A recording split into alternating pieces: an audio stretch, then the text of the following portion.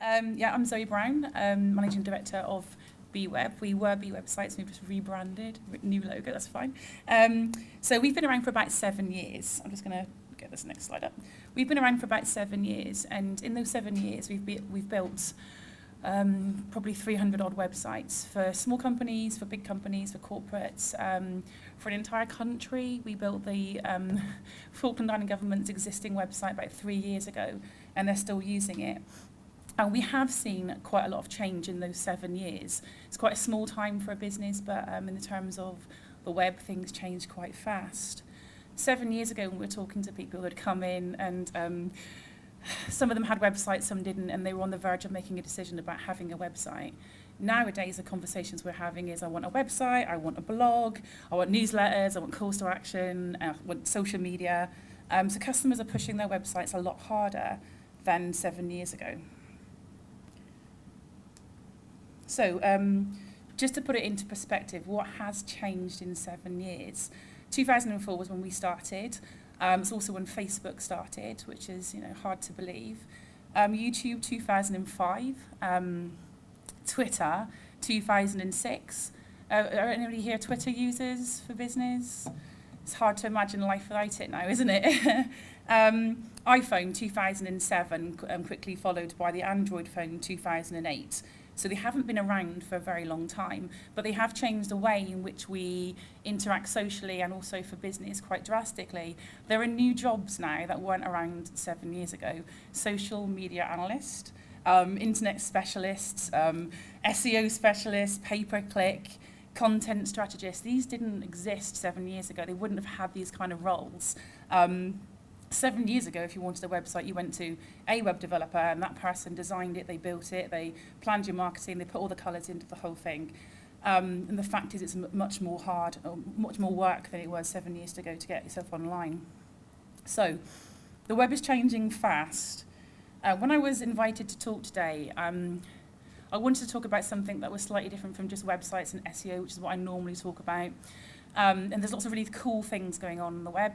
And apps are quite cool, aren't they? So I thought about talking about apps. Anyone downloaded an app? Put your hands up. Anyone who hasn't downloaded an app in the room? Right, that's fine, no problem. So there are loads and loads of apps. There are apps that do all sorts of crazy things. You can turn your phone into a torch with an app. You can use barcode readers. Lots of crazy stuff can be happening with apps. And I get a lot of small businesses coming through to see us talking about how an app can help their business. So let's look at what apps are being used for. These are some stats I pulled from the internet. They're probably going to be a little bit different from any other stats you might have seen because they're all different sources and such like. But by sector, 26% of apps are being used for games. So this is just fun. For whatever reason, if someone has some time for fun, I don't have much time for it. 24% is social networking. That could again be fun, that could be business. 21% of app usage is for news. The surprising statistic is actually the shopping one, I think, because it's 10% of app usage is for shopping.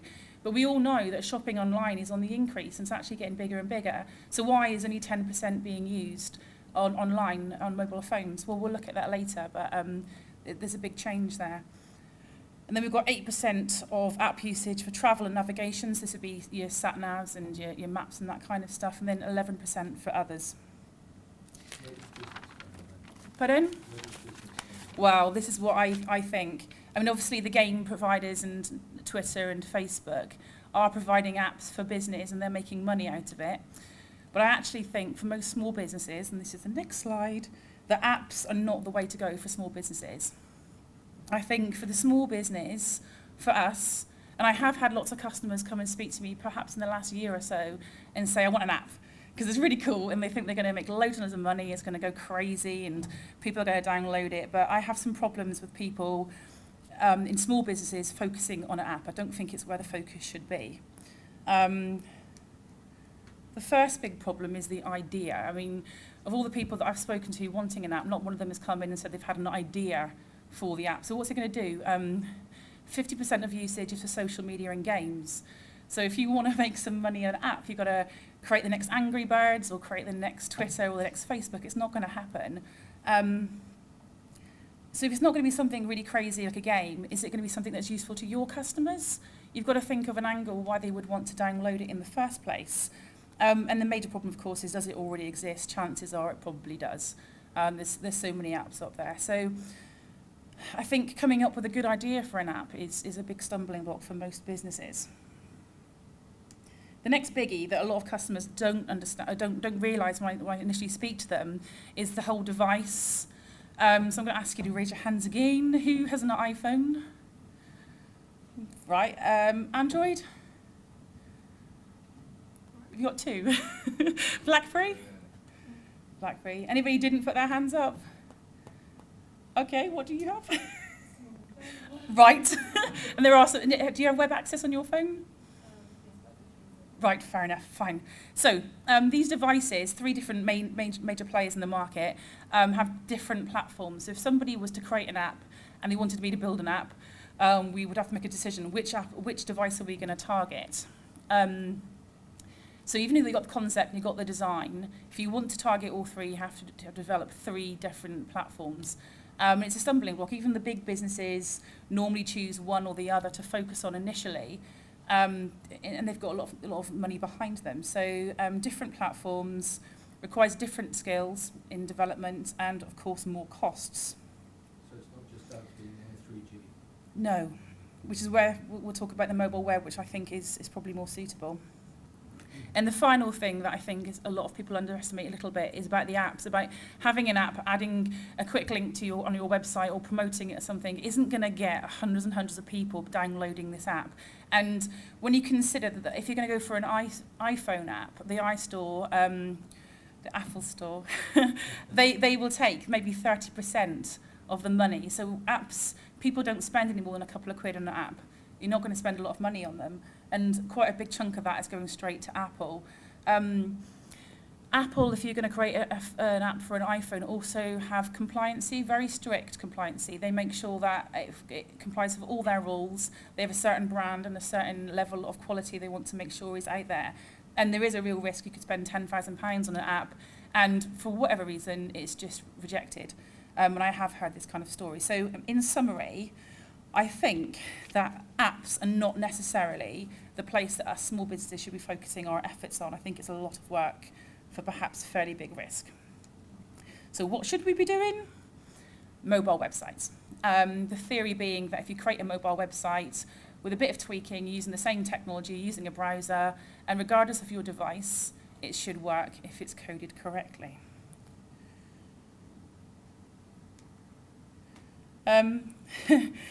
Try to look for a good quote about what is a mobile website.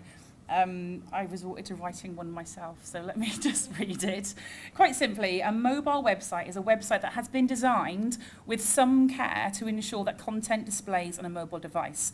So some care. So there's varying degrees in which you could claim your website is a mobile website. And we're going to take a look at those now. So the topic for today is don't shrink, rethink. And I firmly believe if you get your website and it works on a mobile phone, so you've taken some care to make sure it works on a mobile phone, that probably isn't good enough. You can't just shrink your website, allow it to be visited on a mobile phone and think that you've got a mobile website. That's not quite enough work. Right, so mobile website development is different. It's different from developing for a laptop or a monitor or various other things. The screens are obviously much smaller, so we've got screen size to consider. It's not on this list, but they're tilted because they're normally portrait, not landscape. You have this old problem that we had way back when I was developing websites 8-9 years ago. We had to think about download speeds quite a lot. With broadband, that is less of an issue now, but back on the mobile phones, we're back to the same issue of having small screens and having to deliver content fast. No access to flashy technology. There's lots of cool things we can do on websites that aren't going to work on a mobile phone. So it's back to basics, really. Fears of security, that's important for me because if we look back at those figures about the e-commerce, only 10% of transactions or on the mobile phone are being used for buying things from e-commerce sites. And we know that everyone buys online. So the reason for that quite surprising small number is because the fear of security is not quite there yet. The actual transaction checking out, giving your payment card details, not quite there on a mobile phone. Inpatient visitors, this is actually true for websites too, but even more so on a mobile phone. You're normally on the go, you're in and out of bandwidth, and your page needs to download quite quickly. So these are the things that we need to consider. Good news is, if it's done correctly, then your mobile version of your website will work across the board on using the same technology with just a few tweaks behind the scenes.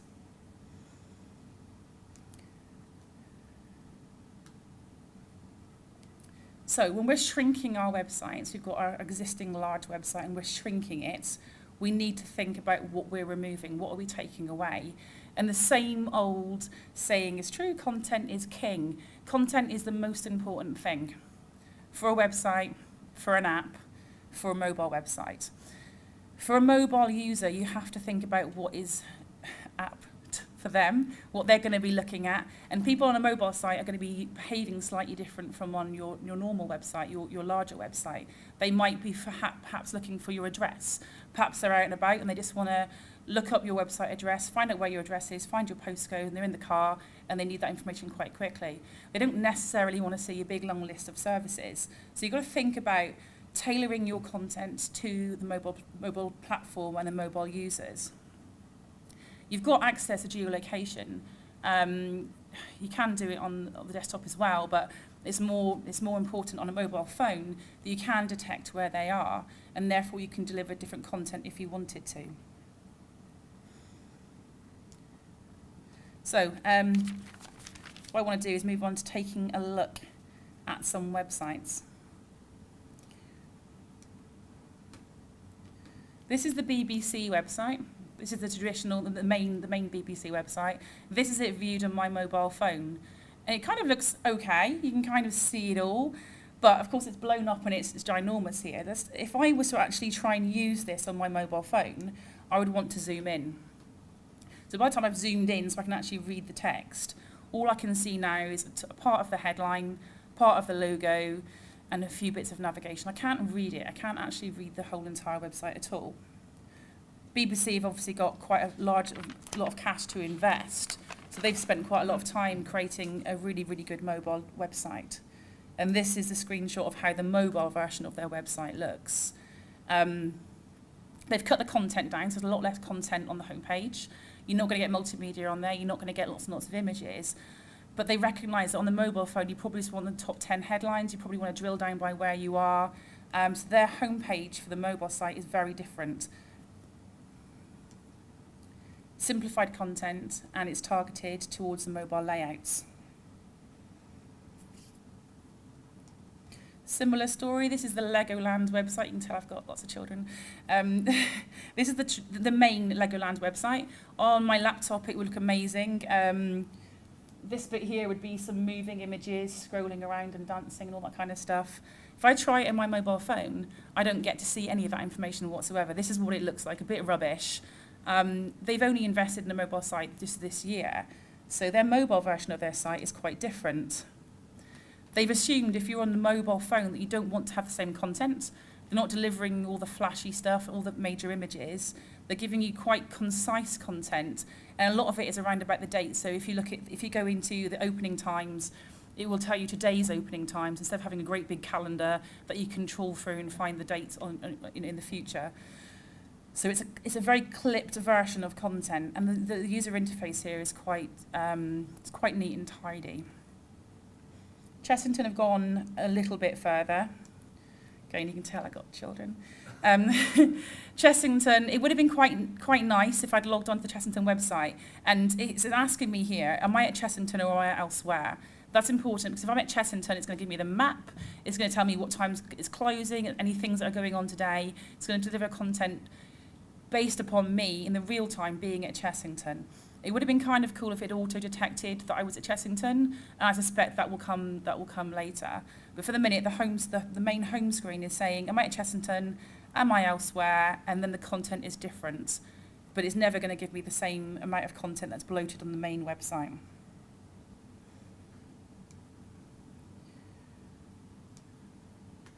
Google Places. Google's slightly more sophisticated. It has found out where I am. So it's using geolocation here to indicate where I'm sat when I do this search. And therefore it's trying to target information that might be useful for me. I'm on the Places page. Where's my local coffee shop? Where's my local restaurant? And it's going to filter all the search results that I try and find based upon where I physically am at that time.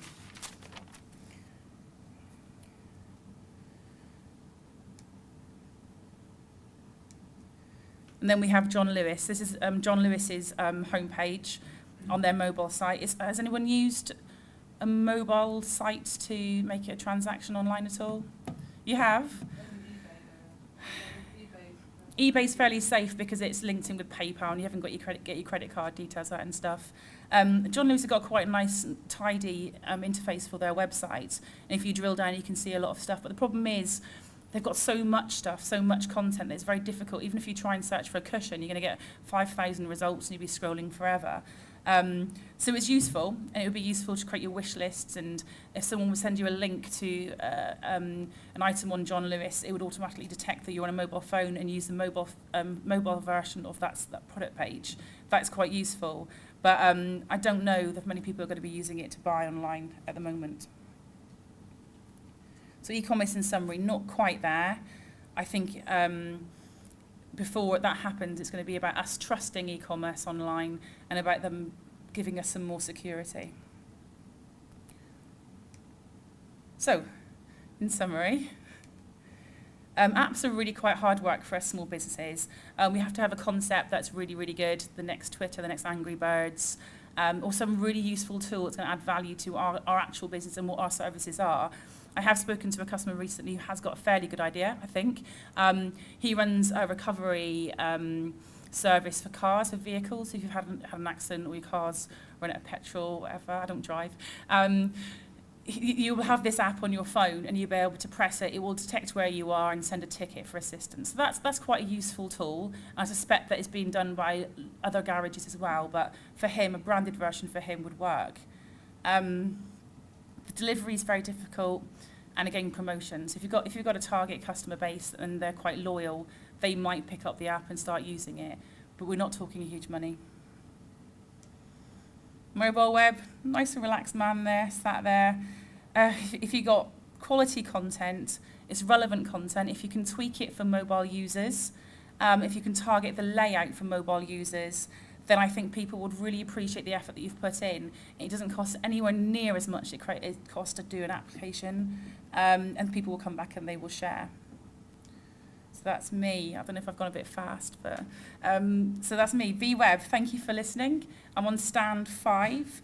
I'm on Twitter, and this is the website address.